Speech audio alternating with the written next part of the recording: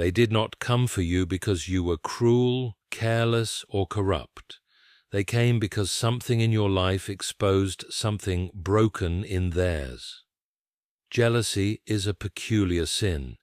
It does not desire what you have so much as it resents the fact that you exist peacefully without what they lack. And so, instead of confronting their emptiness, they turn toward you, not to learn, not to grow, but to wound. They mistook your quiet strength for arrogance, your discipline for pride, your silence for weakness. In truth, they were reacting to a mirror they could not bear to face. You see, jealousy rarely announces itself honestly. It disguises itself as concern, as criticism, as moral outrage. It whispers, "I'm only pointing out the truth," while sharpening the blade. What they truly meant was, "Your light is unbearable to me." And so they attacked, through words, through exclusion, through distortion of your character, hoping that if they could drag you into chaos, they might finally feel at peace. But peace cannot be stolen. It can only be cultivated, and that was the fatal flaw in their plan. There is a dangerous misunderstanding many people hold about harm. They believe damage travels only outward, that when they strike another, the wound belongs exclusively to the victim, but harm has a memory. It keeps a record. Every unjust act leaves a residue on the soul of the one who commits it. At first it feels like power, then it becomes restlessness, then anxiety, then a gnawing sense that something is wrong, even when life appears fine on the surface. This is how karma begins, not with thunder, but with unease. They thought you would collapse. They expected you to beg for clarity, for validation, for mercy. Instead, you endured, quietly, painfully, with dignity. And nothing confuses the malicious more than a person who refuses to rot after being poisoned. Your survival rewrote the story they were telling themselves. If you did not break, then their actions were not justified. And if their actions were not justified, then they were no longer victims of circumstance, but authors of their own undoing. Now karma does not hunt with cruelty, it hunts with precision. It does not shout accusations, it reveals patterns.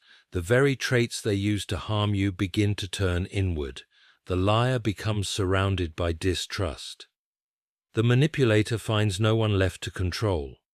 The one who mocked your integrity becomes haunted by their own duplicity. They start losing sleep, not because of what you did, but because of what they did to you.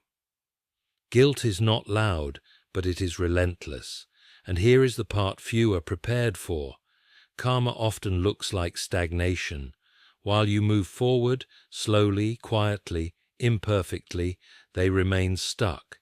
Same cycles, same bitterness, same need to compare themselves to others just to feel alive. They scroll, they watch, they ask questions they pretend not to care about. Not because they admire you, but because they cannot understand how the person they tried to destroy is still standing, still growing. You were never meant to fight back in the way they expected. Your role was not revenge, but resistance, not retaliation, but refusal. By refusing to become like them, you denied them the victory they craved most, the corruption of your spirit. That is why karma feels so personal to them now, because your peace exposes their chaos. Your healing highlights their unresolved wounds. Your silence amplifies their inner noise. They may never apologize. They may never admit what they did. But the universe does not require confession to deliver consequence. It only requires truth. And truth has a way of circling back, again and again, until it is finally faced. What they sent out into the world has returned, not as punishment, but as education. Unfortunately for them, some lessons are learned too late. You are not being rewarded because you were perfect. You are being protected because you were sincere. You carried your pain without passing it on. You bore the weight without becoming bitter. And that restraint, that moral courage, is precisely what separates suffering that destroys from suffering that transforms. They attacked you out of jealousy. Now karma is not chasing them out of malice, but out of balance. And balance, once disturbed, always demands to be restored. They did not attack you because you were weak, mistaken, or deserving of correction. They attacked you because your very presence unsettled something unfinished within them. There is a particular discomfort that arises when one encounters a person who lives with quiet integrity, inner direction, or peace earned through struggle. It awakens questions the soul has long avoided, and for those unwilling to answer those questions honestly, the easiest response is hostility. You became the reminder they never asked for, the proof that what they blamed on fate, others, or circumstances was in fact their own unresolved emptiness. Jealousy is rarely loud in its confession. It does not stand up and say, "I want what you have." Instead, it disguises itself in moral language, in sharp observations, in subtle undermining. It criticizes your choices, questions your motives, and reframes your character until it feels justified to strike. Yet beneath every cutting remark and calculated move was the same quiet truth. You were living in a way that exposed what they feared they might never become. Your discipline revealed their excuses. Your growth highlighted their stagnation. Your peace confronted their chaos. What made this especially unbearable for them was that you did not flaunt your strength. You were not loud about your progress or demanding admiration. You simply existed, steady, reflective, improving. And this kind of existence is far more threatening than arrogance, because it cannot be easily dismissed. If you were cruel, they could blame your success on cruelty. If you were dishonest, they could accuse you of manipulation, but you were sincere, and sincerity leaves no place to hide. So they tried to diminish you. They spoke behind your back, twisted your intentions, exaggerated your flaws, or questioned your worth. Not because these things were true, but because they needed them to be true in order to survive their own self-judgment. If they could convince themselves that you were unworthy, then they would not have to confront why they felt so small in your presence. In this way, the attack was never about you. It was a desperate attempt to quiet an inner accusation. There is a tragic irony in jealousy. It aims outward but wounds inward. The jealous person believes that by tearing another down, they will rise. Yet each act of malice deepens the very emptiness they are trying to escape. Every insult reinforces insecurity. Every betrayal strengthens self-contempt. And over time, what began as resentment becomes a constant ache, a sense that something is wrong, even when life appears fine on the surface. They may smile publicly, but privately they feel restless, unsettled, unable to find peace. You, meanwhile, carried something different. You carried the pain of being misunderstood, attacked, and judged unfairly. But you also carried clarity. You did not internalize their cruelty as truth. You did not reshape yourself to earn their approval. You endured the confusion without allowing it to redefine who you were. And this endurance, quiet, unseen, uncelebrated, was an act of moral courage. It preserved your soul when becoming bitter might have felt easier. The attack revealed more than it damaged. It revealed the difference between those who grow by confronting themselves and those who try to escape growth by attacking others. It showed that strength is not proven by dominance, but by restraint. That character is not measured by how loudly one defends themselves, but by how faithfully they remain aligned with what is right, even when wronged. And this is where the deeper truth emerges. The moment they chose to attack you out of jealousy, they set something in motion they could not control. Not because the universe is vengeful, but because it is ordered. Actions rooted in envy disturb an inner balance, and imbalance always seeks correction. Long after the moment passed, long after they believed they had won, The consequence began its quiet work, within them. While you healed, they carried the weight of who they chose to be. You were not spared pain, but you were spared corruption. And that difference, though invisible at first, is everything. Jealousy almost never walks into the room honestly. It does not declare itself with clarity or admit its true intention. Instead, it puts on respectable clothing. It speaks in the language of concern, hides behind honesty, and disguises itself as constructive criticism. This is why it is so dangerous. If jealousy arrived openly, it could be confronted, but when it masquerades as righteousness, it gains permission to wound without guilt. And that is exactly how they approached you, not as someone acting out of envy, but as someone claiming moral authority over your life. They framed their attacks as advice. They called their cruelty truth-telling. They labeled their resentment discernment. Every remark was delivered with a tone that suggested superiority, as if they were merely correcting what was flawed in you. But listen closely to the nature of such criticism, and you will notice something strange. It was never aimed at helping you grow. It was aimed at making you doubt yourself. True guidance strengthens. Jealous criticism destabilizes. It seeks not improvement, but control. This disguise allowed them to act without facing their conscience. If they could convince themselves and others that they were acting out of principle, then they would never have to admit the real motive stirring beneath the surface. They did not want to see you advance. They did not want to watch you outgrow the version of yourself they were comfortable with. Your progress disrupted the unspoken hierarchy in which they felt secure, and rather than elevate themselves, they attempted to lower you. What makes this form of jealousy especially corrosive is its plausibility. Because it sounds reasonable, it seeps into the mind slowly. You begin to question yourself. You replay conversations. You wonder if they might be right. That is the intention. Jealousy does not need to destroy you outright. It only needs to introduce confusion. Once doubt takes root, it can paralyze growth more effectively than open hostility ever could. They scrutinized your choices with a microscope while ignoring their own stagnation. They held you to standards they did not live by.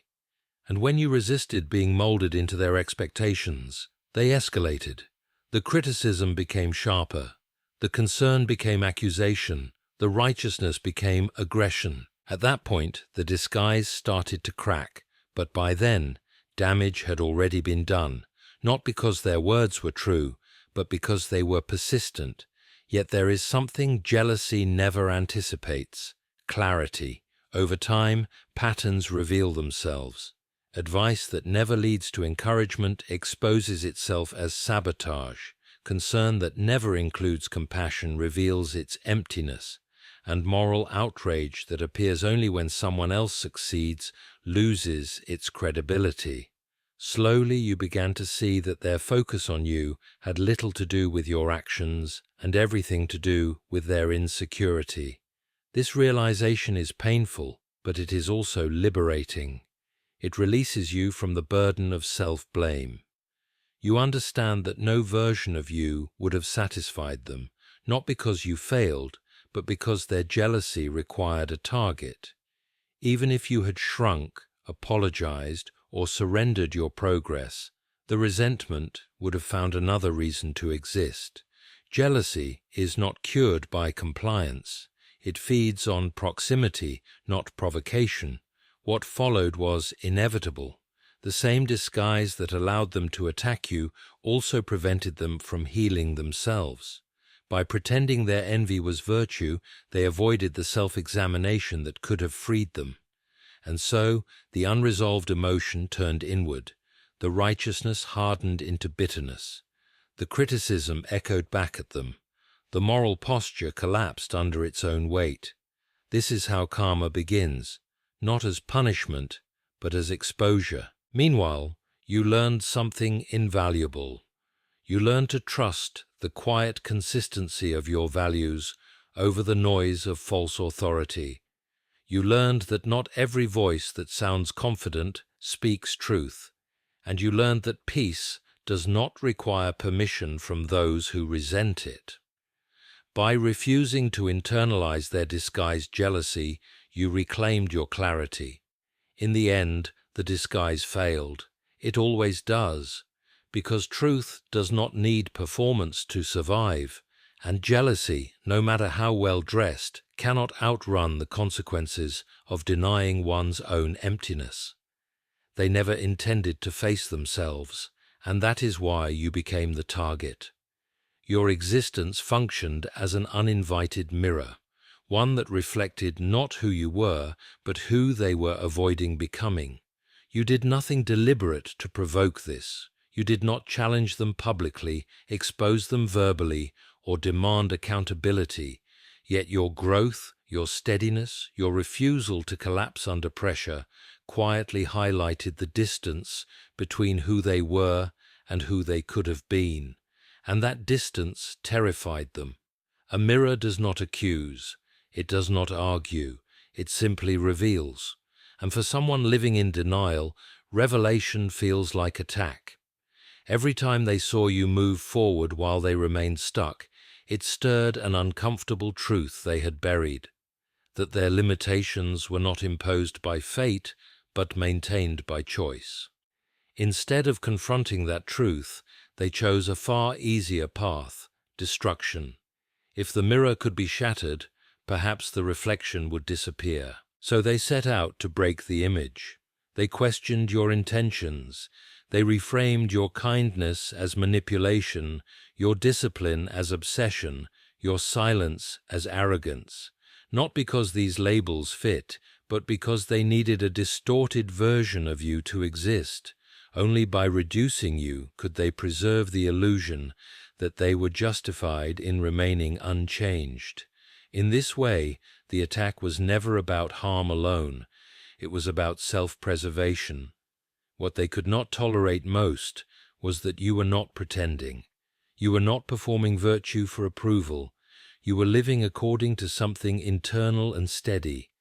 This kind of authenticity is deeply unsettling to those who survive on comparison and external validation. It exposes the fragility of their self-image. If you could be content without constant affirmation, then what excuse remained for their emptiness? If you could endure quietly, then what justification remained for their bitterness?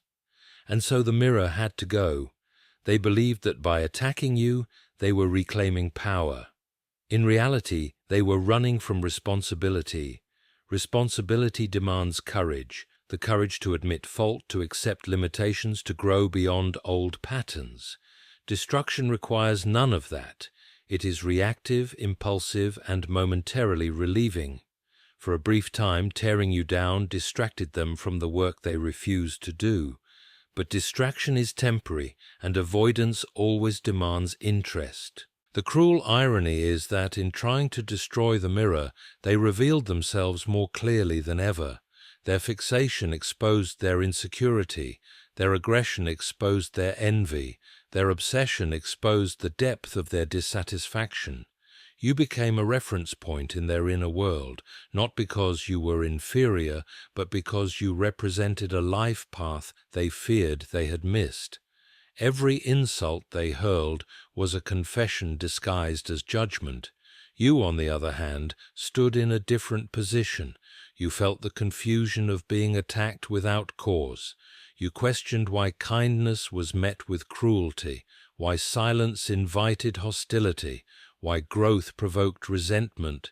But somewhere in that confusion, you did not abandon yourself. You did not twist your identity to appease them. You did not dim your light to soothe their discomfort.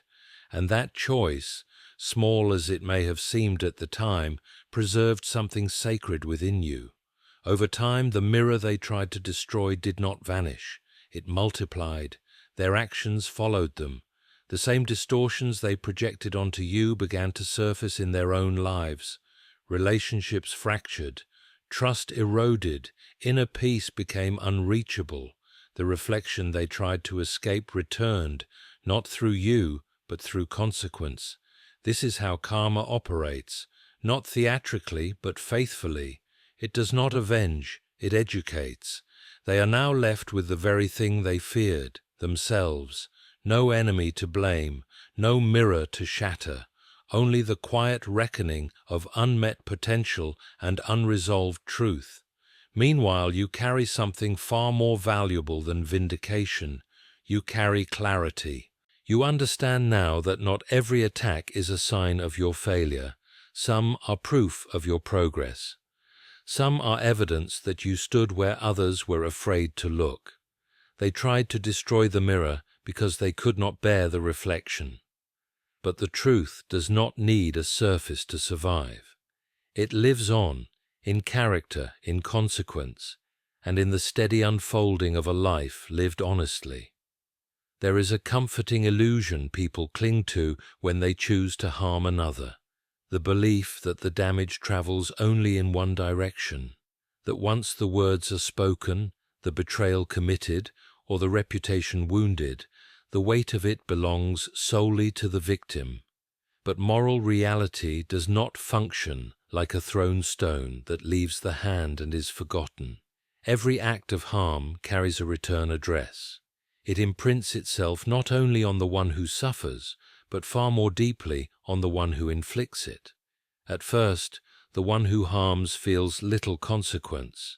There may even be a sense of relief, a fleeting surge of control, as though striking outward has quieted something within.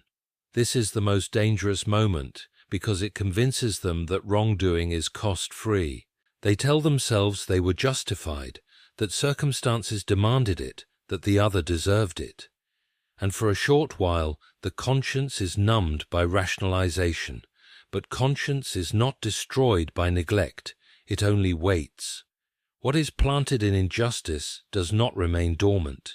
It begins subtly. A restlessness creeps in where peace once lived. Sleep grows lighter. Silence becomes uncomfortable.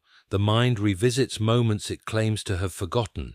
This is not imagination, nor is it punishment imposed from outside. It is the soul reacting to a fracture within itself. When a person violates what they know to be right, they divide themselves. One part pretends nothing happened. The other keeps the record. This inner division is exhausting. It produces irritability without cause, suspicion without evidence, defensiveness without threat. The person may grow sharper in speech, quicker to judge, slower to trust, not because the world has grown more dangerous, but because they themselves are no longer at peace. Harm has a way of turning inward, demanding attention, and the longer it is ignored, the louder it speaks. There is also the strange phenomenon of repetition. The one who harms often finds themselves surrounded by echoes of their own behavior.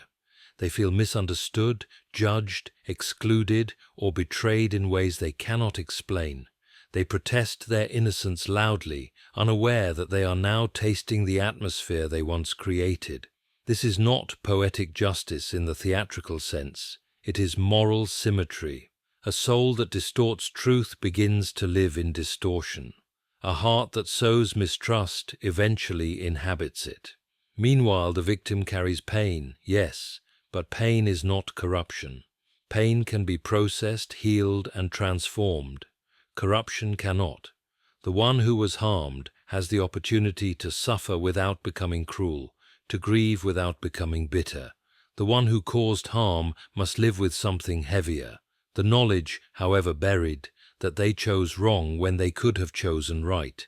This knowledge does not shout, it presses. Time does not erase this imprint. In fact, time sharpens it. As years pass, the narratives used to justify the harm begin to feel thin.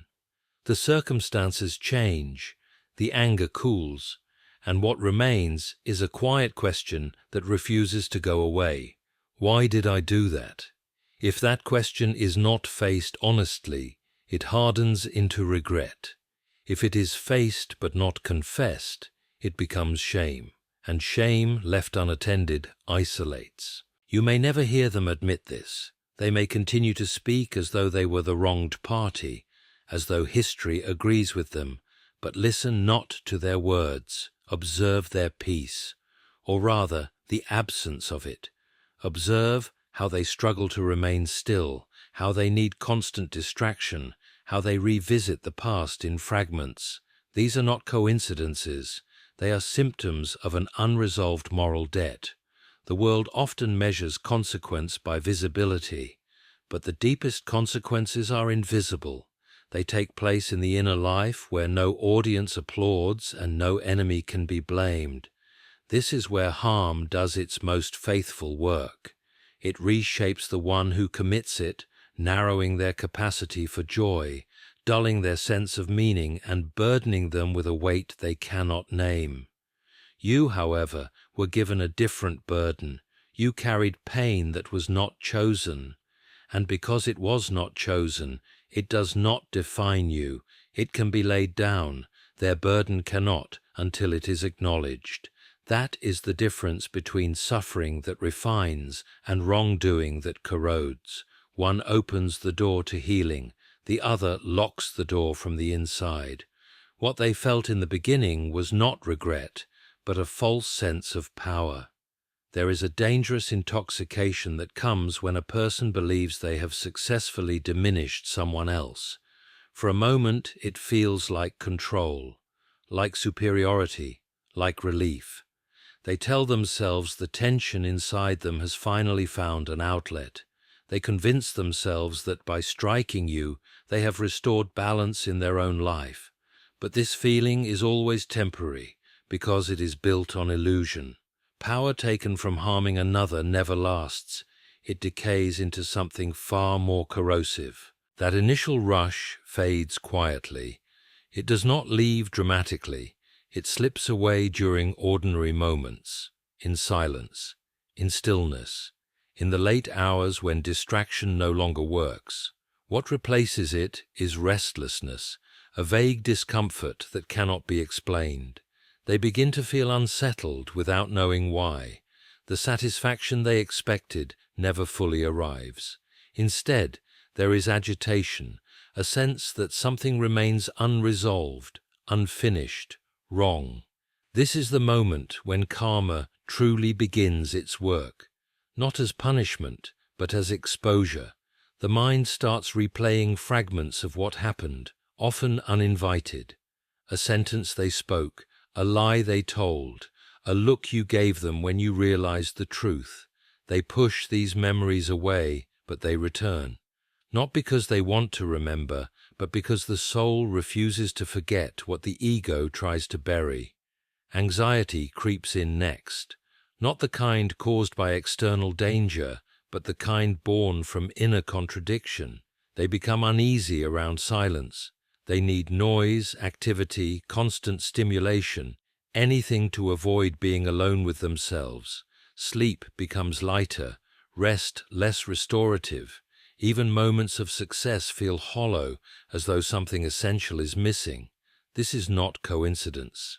A divided inner life cannot produce peace. They may not connect these feelings to you consciously. In fact, they often won't. Instead, they project. They blame circumstances. They blame stress. They blame other people. But projection does not eliminate the source. It only spreads the discomfort. The unease follows them from room to room, relationship to relationship, achievement to achievement.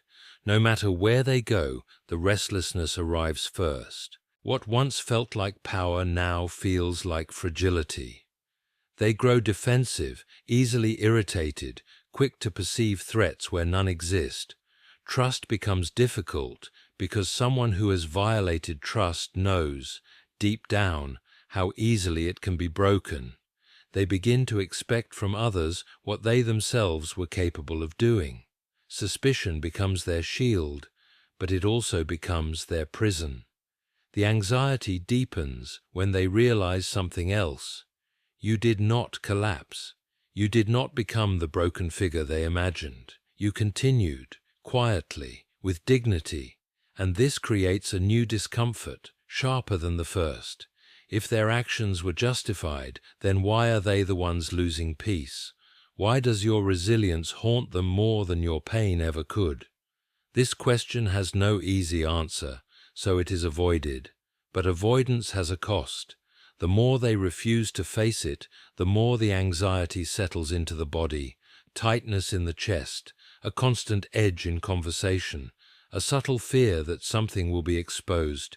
Even joy becomes suspicious, short-lived, fragile, always at risk of being interrupted by a familiar unease.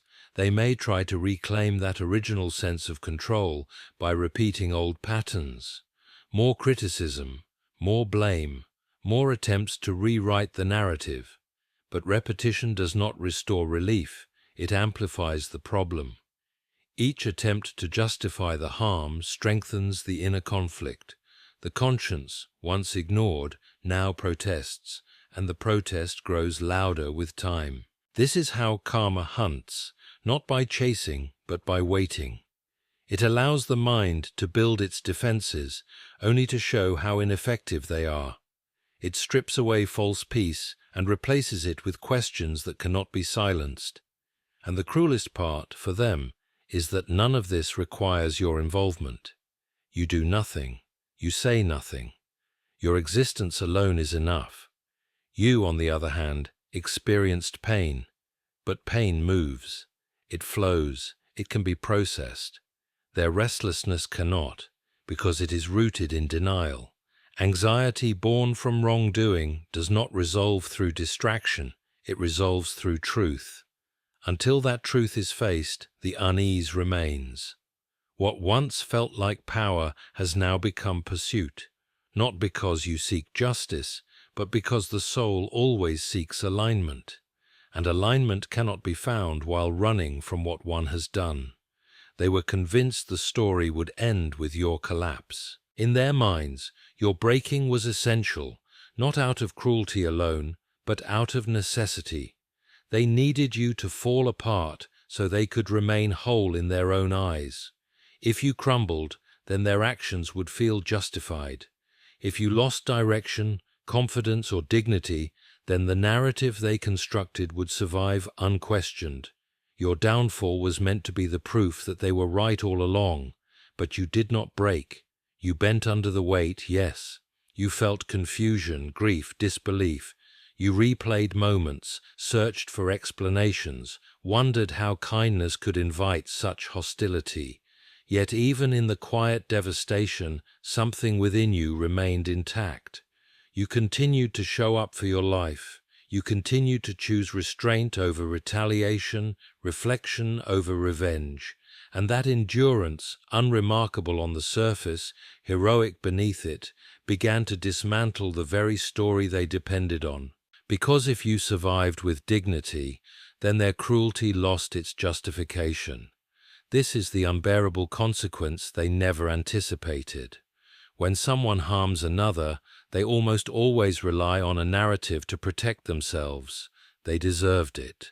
They provoked it. I had no choice. These stories act like armor, shielding the conscience from scrutiny. But armor only works if the enemy behaves as expected. Your resilience became the crack. Your calm contradicted their claims. Your continued growth raised a question they could not silence. What if I was wrong? That question is more threatening than any confrontation. Had you fought back viciously, they could have pointed to your anger as evidence. Had you collapsed entirely, they could have claimed superiority. But you chose a path that left them exposed. You carried pain without broadcasting it. You withdrew without dramatizing it. You healed without asking for their permission. And in doing so, you quietly removed the foundation beneath their self-deception. Now they were left with a problem they could not solve by blaming you. Your survival reframed everything. It suggested that their actions were not acts of justice, but acts of insecurity, that they did not strike because they were strong, but because they were afraid, that the imbalance they felt in your presence was not caused by your arrogance, but by their own stagnation. This realization does not arrive all at once. It seeps in slowly, through moments of silence, through memories that resurface without invitation. They begin to feel a strange discomfort when your name is mentioned, a tightness, an urge to change the subject, not because you are present, but because the truth is. Your existence has become a living contradiction to the version of events they tell themselves, and contradictions are exhausting to maintain. The mind can only suppress reality for so long before the effort itself becomes unbearable. This is where karma deepens its work. They may double down at first, rewrite the story more aggressively, portray themselves as misunderstood, seek validation from others who will echo their version of events. But each repetition weakens the lie. Each retelling requires more energy, more distortion, more denial. And denial is costly. It fractures the inner world, separating what is known from what is admitted. Meanwhile, you move forward, not triumphantly, not loudly, but honestly. You rebuild trust in yourself. You reclaim clarity. You learn to recognize false authority, disguised envy, and conditional kindness. You become less available to manipulation, less reactive to provocation, and this quiet maturation does something devastating to their narrative. It proves that the harm did not define you. That proof is irreversible. They cannot undo the fact that you endured without becoming bitter.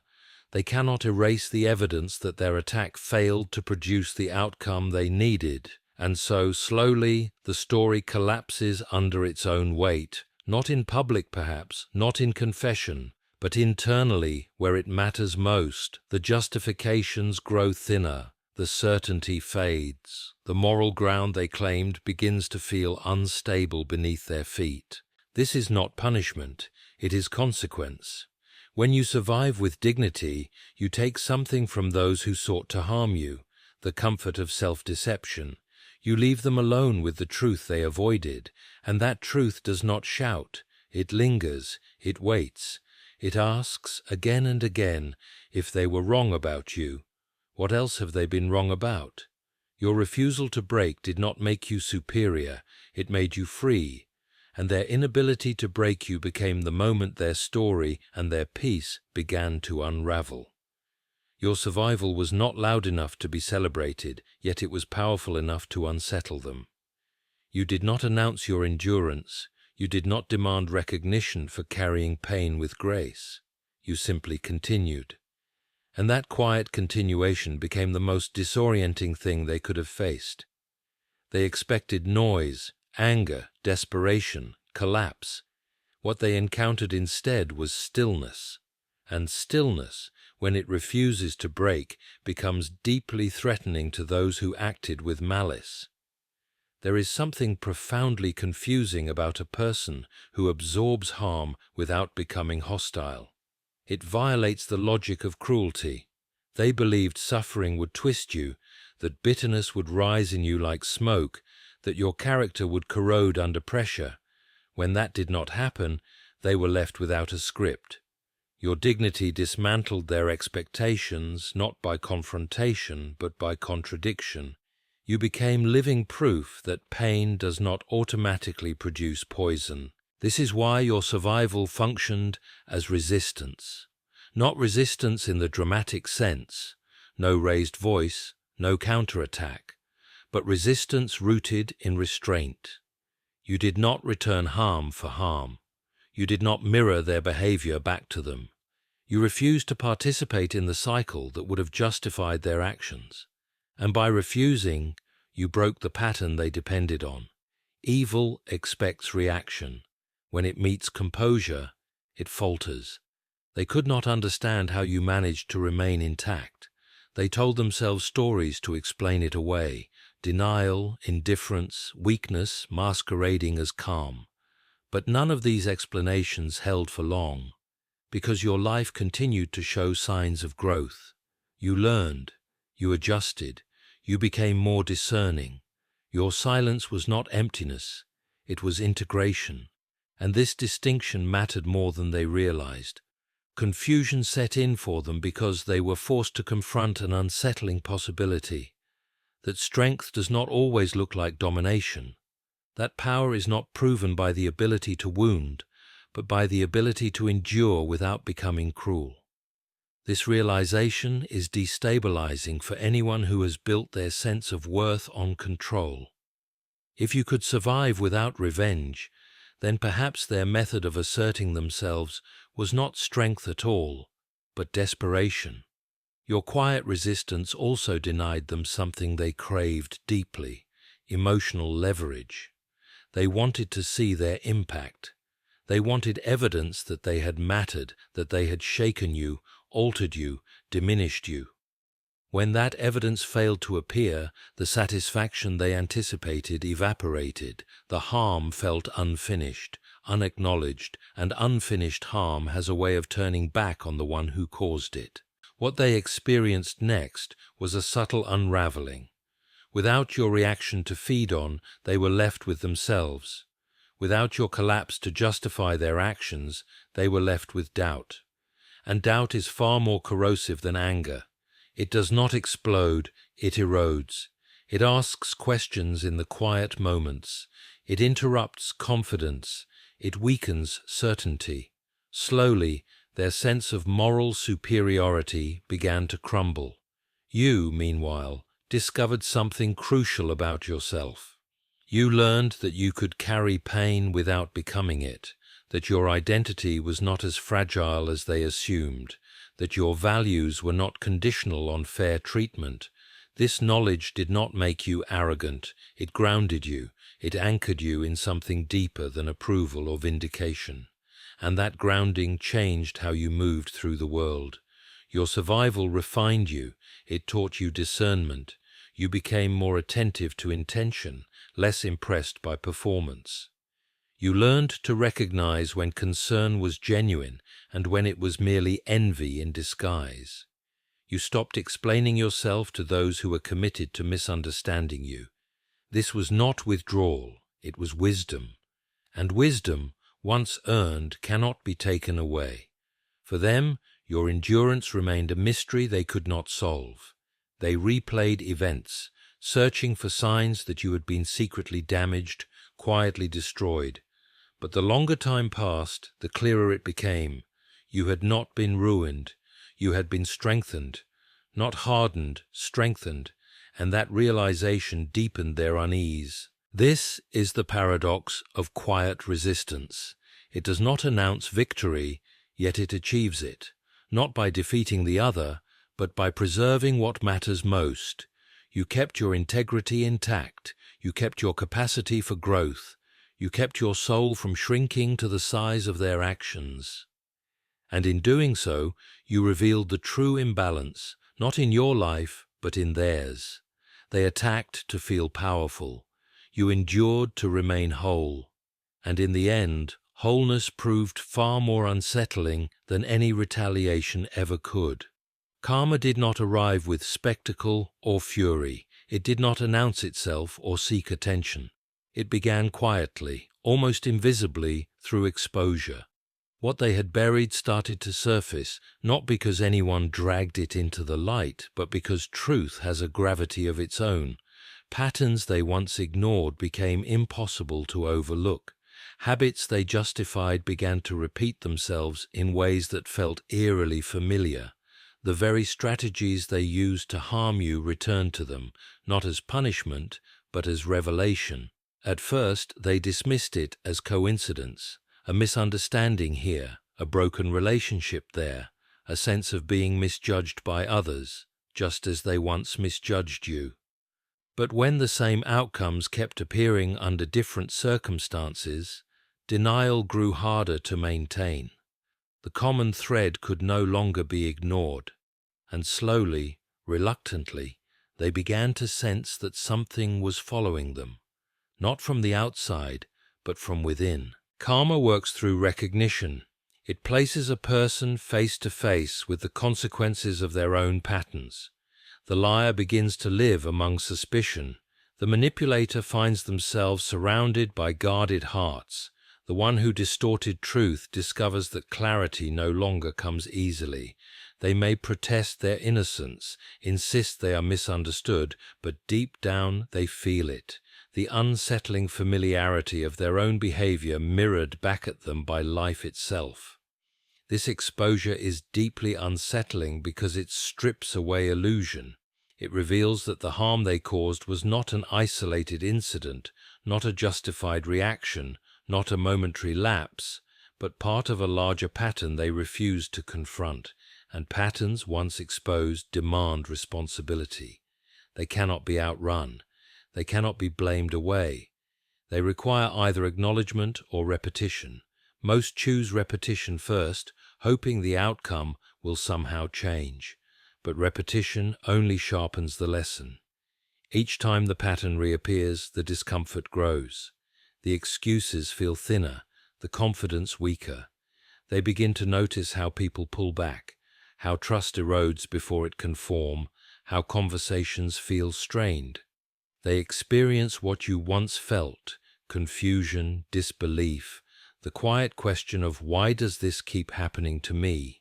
And in that question lies the beginning of awareness. What they rarely admit, even to themselves, is that exposure feels far worse than accusation. Accusation can be argued with. Exposure cannot. It does not accuse, it demonstrates.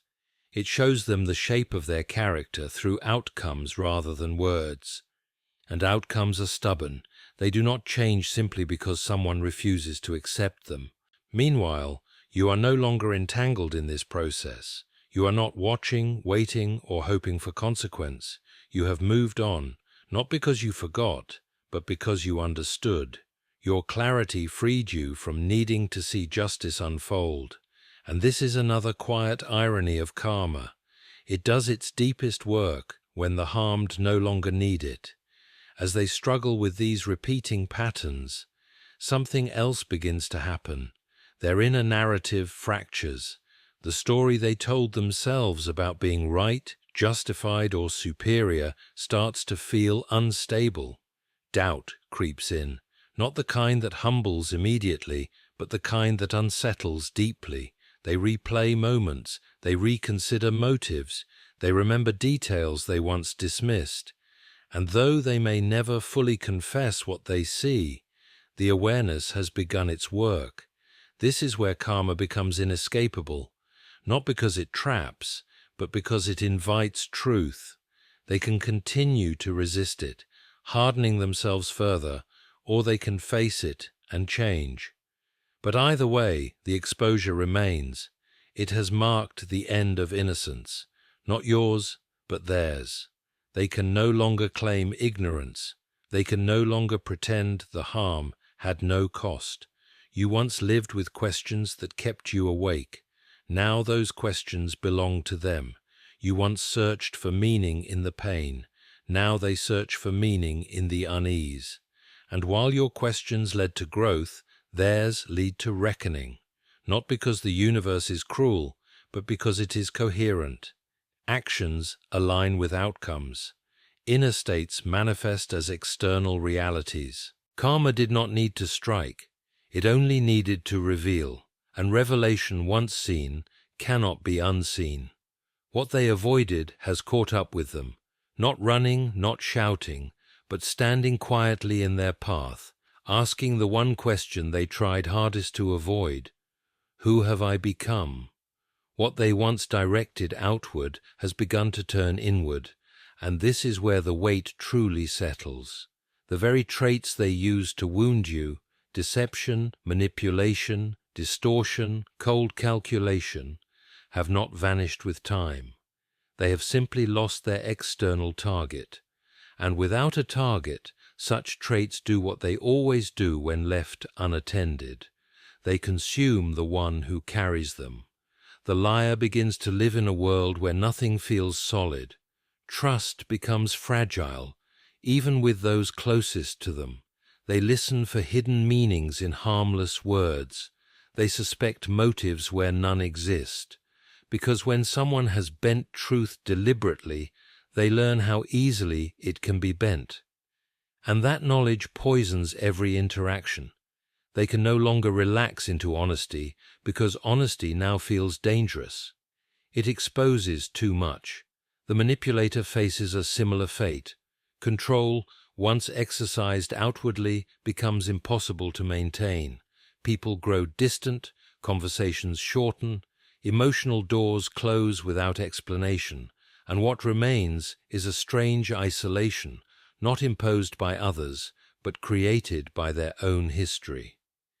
They cannot understand why influence slips through their fingers, why charm no longer works, why authority feels hollow. But deep down, they sense it. Control breeds resistance, and resistance eventually becomes absence. Even cruelty has a return path. The one who mocked your sincerity now hears an echo in their own mind. They replay their words at unexpected moments, not because they miss you, but because the memory has lodged itself somewhere they cannot reach. Harshness, once justified as strength, now sounds thin, empty. They discover that sharpness dulls joy, that contempt corrodes connection, that the same edge they used to cut others now cuts inward. This inward turning is slow, almost imperceptible at first. It shows up as fatigue without cause, a subtle loneliness that no company seems to cure, an inability to feel deeply satisfied even when things go well. They may achieve outward success, but it feels strangely disconnected, as though it belongs to someone else. This is the cost of living against one's own moral grain. Life continues, but meaning thins. They also begin to feel the absence of something they cannot name. Peace, perhaps, or ease, or innocence. There is a constant tension beneath their days, like a string pulled too tight. They grow defensive without knowing why, sensitive to criticism, yet blind to their own harshness. The world feels increasingly hostile, not because it has changed, but because they have. When the inner landscape is warped, the outer world appears threatening. What makes this stage especially painful is that there is no one left to blame convincingly. You are no longer reacting. You are no longer entangled. Your silence has removed the distraction. Without conflict to point to, they are left alone with the consequences of their own patterns. The traits they once used as tools have become burdens, heavy, inescapable. And still, this is not vengeance. It is alignment. A life built on distortion cannot remain clear. A heart accustomed to manipulation cannot easily rest. The inner world eventually reflects the outer choices made repeatedly. This is not mystical. It is moral. Character shapes experience, and experience, over time, reveals character. You, meanwhile, carry different traits inward: discernment, clarity, a sharpened sense of truth. You learned what false authority looks like. You learned how envy disguises itself. You learned the cost of misplaced trust. These lessons did not shrink you, they refined you. Where their inner world became more brittle, yours became more grounded. This is the quiet contrast that now exists between you. They are haunted by patterns they refuse to name. You are guided by awareness you earned through pain. They move through life guarded and suspicious. You move through it more selectively, but more honestly. They feel watched by consequences. You feel anchored by growth. The traits they used to harm you did not disappear. They turned inward, where they do their most persistent work, not loudly, not dramatically, but faithfully. And while the world may never see this process, it unfolds with precision in the inner life, where no applause can distract and no excuse can fully shield. They thought the damage ended with you, but damage, when rooted in character, always completes its circle, and when it does not ask who was watching. It only asks who must now live with what was done. While you moved forward in silence, they remained trapped in the same narrow corridors of thought and emotion. Your progress did not announce itself. It did not demand witnesses. It unfolded gradually, almost invisibly, through choices that seemed small at the time, choosing peace over explanation, growth over justification, clarity over resentment. To an outsider, nothing dramatic appeared to be happening, but internally, something essential was shifting. You were no longer living in reaction. You were building a life from intention. They, however, could not move without comparison.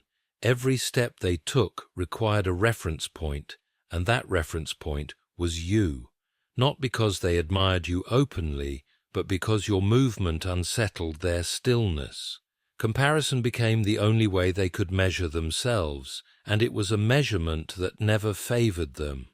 Each time they looked outward, they were reminded of what they had not resolved inward, and that reminder kept them circling the same emotional ground over and over again. You learned to walk without looking back. They learned to watch without moving. This is the cruel paradox of envy. It fixes the eyes while paralyzing the feet. They spent energy monitoring outcomes instead of cultivating character. They obsessed over fairness instead of responsibility. They replayed old narratives, adjusted details, reassigned blame, anything to avoid the one thing that could free them, honest self-examination. Their life began to feel repetitive. Same conflicts, different faces, same disappointments, new settings. They told themselves the world was unfair, that people were difficult, that circumstances were against them, but the pattern was too consistent to ignore. No matter where they went, the same emotional friction followed. Growth requires rupture. They avoided rupture, so stagnation became their constant companion. Meanwhile, your silence did something powerful. It withdrew energy from the cycle. Without your reactions to feed on, their bitterness had nowhere to land. And bitterness without an outlet turns sour. It curdles into resentment, then into exhaustion. They grew tired, not physically, but spiritually. Tired of carrying a story that no longer felt convincing. Tired of maintaining a posture that brought no peace. You were no longer fighting the past. You were integrating it. Pain that had once felt sharp became instructive. You recognized patterns sooner. You trusted your instincts more deeply. You stopped explaining yourself to people committed to misunderstanding you. These shifts did not make you harder, they made you clearer. And clarity accelerates movement. Once you see what is no longer yours to carry, progress becomes inevitable. They could not understand this kind of movement because their idea of progress depended on external validation. They needed applause, agreement, acknowledgement. You needed alignment. That difference widened the gap between you. While you measured your growth by inner coherence, they measured theirs by comparison, and comparison is a measurement that never ends. There is always someone ahead, someone behind, someone to resent. Their fixation on you was not admiration, it was orientation. You had become a marker in their internal map. If you were doing well, it meant something was wrong with them. If you were struggling, it brought temporary relief. This is not cruelty, it is dependency. And dependency keeps a person locked in place. As long as they needed your state to define their own, they could not move independently. You learned to define yourself without reference. That is freedom. As time passed, the contrast became undeniable. You began to inhabit new spaces, emotionally, mentally, sometimes physically. New perspectives replaced old fears. New values displaced old anxieties. Your life did not become perfect, but it became yours. And ownership brings momentum. When you stop asking whether you are allowed to grow, growth accelerates naturally. They, on the other hand, felt left behind without knowing how it happened. From their perspective, you did nothing extraordinary. You did not win loudly. You did not prove them wrong publicly. And yet, something had changed irrevocably. You were no longer available to be compared against in the same way. Your silence was no longer absence, it was distance, and distance exposes stagnation. This is where karma becomes quietly unbearable, not because it punishes, but because it reveals contrast. It places stillness beside movement. It places repetition beside progress. It places bitterness beside healing. And in that contrast, denial becomes harder to maintain. They are forced to confront not what you did, but what they did not do. You moved forward by choosing responsibility for your inner world. They remained stuck by outsourcing theirs. And time, which is patient but uncompromising, widened that difference day by day. Not loudly, not cruelly, simply honestly. Your healing became something they could not escape, even though you never displayed it for them to see. You did not announce your recovery. You did not narrate your growth. You simply became quieter, steadier, less reactive. And paradoxically, that silence spoke louder than any confrontation ever could. It forced them to face something deeply unsettling, that the pain they caused did not destroy you, but transformed you, and that realization began to weigh on them in ways they could neither explain nor silence. Guilt does not always arrive as remorse. Often it arrives as irritation, as discomfort in the presence of someone who no longer needs explanation, as an inexplicable tension when your name is mentioned.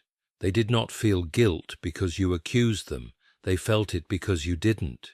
Your refusal to chase closure, validation, or justice removed their final defense. There was no argument to win, no narrative to correct, only the quiet awareness that you had survived without their acknowledgement. Your peace became a mirror more unforgiving than anger. Anger could have allowed them to dismiss you as emotional, unstable, or dramatic. Peace allowed no such escape. Peace suggested clarity, and clarity is dangerous to those who rely on distortion to protect their self-image. When someone they harmed appears calm, grounded, and inwardly settled, it raises a haunting question.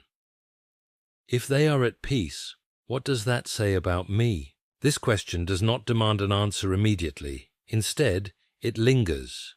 It returns during idle moments, during success that feels strangely hollow, during laughter that fades too quickly. Your healing becomes a background presence in their life, not as a memory of you, but as a contrast to themselves. They feel restless without knowing why, uneasy without a clear source, and beneath that unease lies the unspoken truth. Your growth has exposed what they refuse to confront. They begin to sense that their inner chaos did not originate with you. You were not the cause, you were the witness, and that distinction is unbearable, because if you were not the problem, then the problem must live within them. Guilt grows not because they are punished, but because the illusion of innocence no longer holds. The story they told themselves about being justified, misunderstood, or forced starts to crack under the weight of your composure. Your peace also removes their ability to rewrite the past.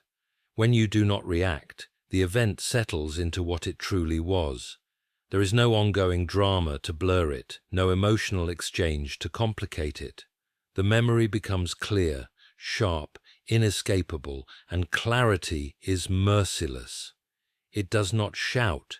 It simply stands there, asking nothing, yet demanding everything. Meanwhile, your inner world begins to feel lighter, not because you forgot, but because you released what was never yours to carry. You stopped holding their behavior as a personal verdict on your worth. You understood that harm reveals the state of the one who commits it, not the one who receives it. This understanding did not make you superior. It made you free, and freedom has a gravity of its own. That gravity pulls attention inward for them. They find themselves replaying moments they once dismissed, not dramatically but persistently. A look you gave them, a silence they misinterpreted, a boundary you enforced without explanation. These fragments resurface because the mind, when deprived of external conflict, turns inward, and inward is where guilt lives, not as accusation, but as recognition. Your healing amplifies this process because it removes all excuses. They cannot claim you were destroyed. They cannot claim you became cruel. They cannot claim you needed them to recover. You healed independently, quietly, and independence is what exposes guilt most clearly. It proves that the harm was unnecessary, that it served no higher purpose, that it was not corrective, but indulgent. And yet, this is not revenge. You did not engineer this reckoning.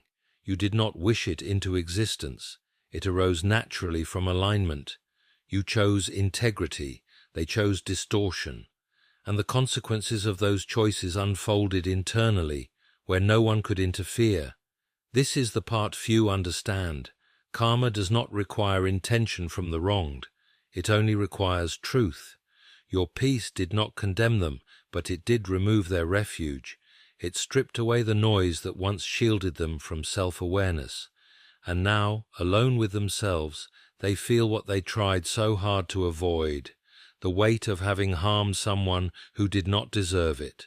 You are no longer carrying the wound. They are carrying the echo, and that echo grows louder not because you remind them, but because they cannot forget. You were never preserved because you were flawless, untouchable, or morally superior. You were preserved because, in the moment when pain could have turned you inward and made you cruel, you refused to let it rot your spirit. That refusal was not dramatic.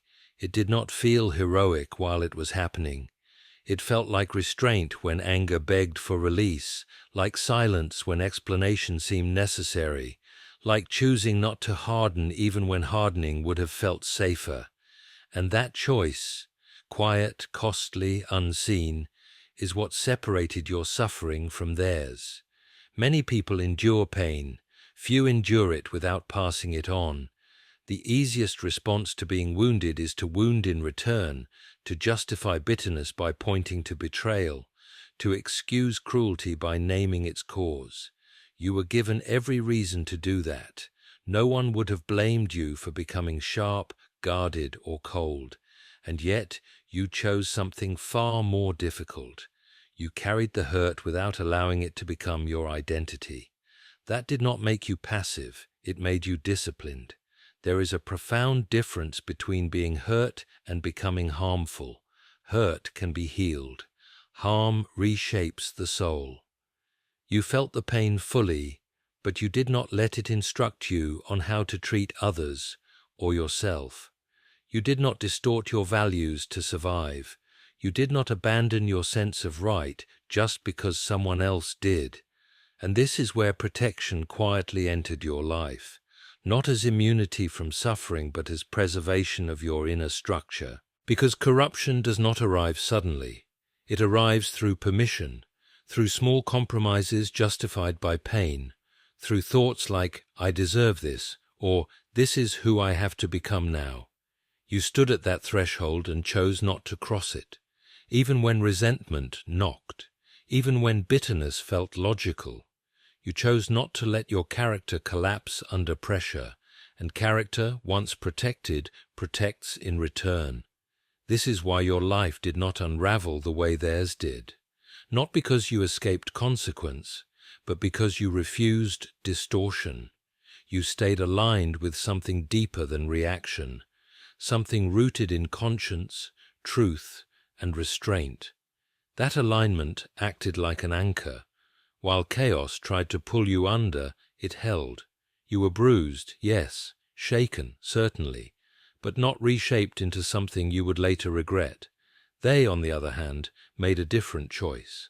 They allowed pain, envy, or insecurity to justify behavior that fractured their inner world, and once that fracture occurred, everything built on it became unstable. Relationships, peace, meaning. They were not punished for being imperfect. They were destabilized by refusing to be honest. You were not rewarded for being perfect. You were preserved because you were sincere. Sincerity has a quiet power. It keeps the inner world integrated. It allows grief without bitterness, anger without cruelty, boundaries without malice. It gives pain somewhere to go so it does not turn poisonous. You did not deny what happened to you. You processed it. You learned from it. You let it sharpen your discernment without dulling your compassion. And that balance is rare. This is why, over time, your path began to clear while theirs grew more tangled. You did not need to defend yourself endlessly because your integrity did the speaking.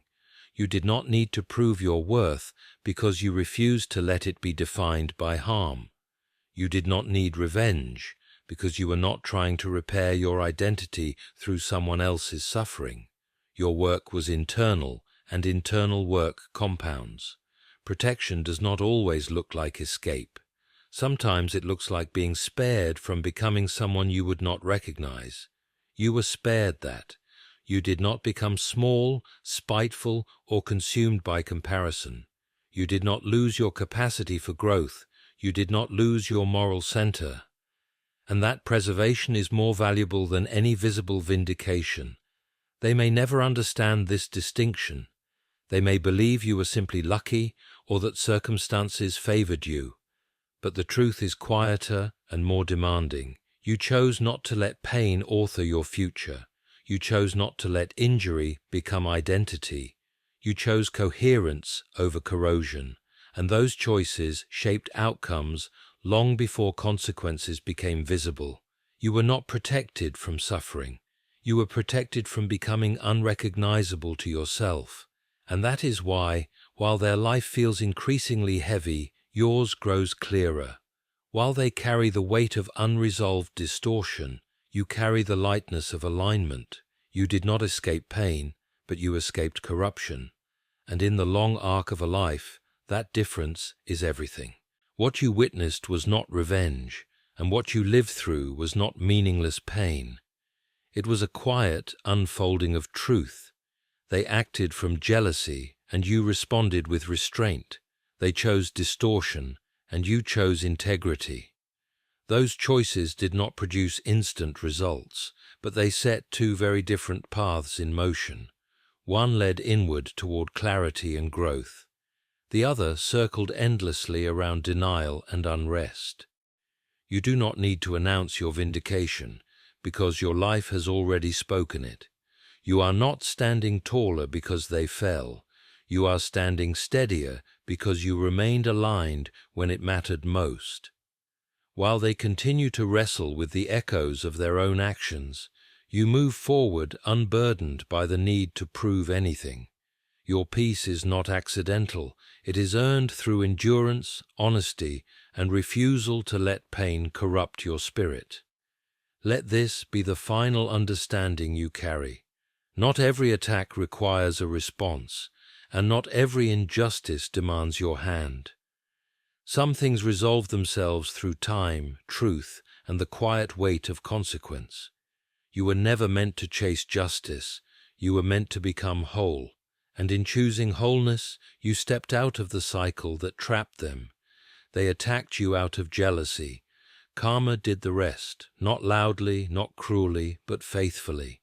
And now, as life continues to unfold, you walk forward free, while they are left to reckon with the choices they made when they thought no one was watching.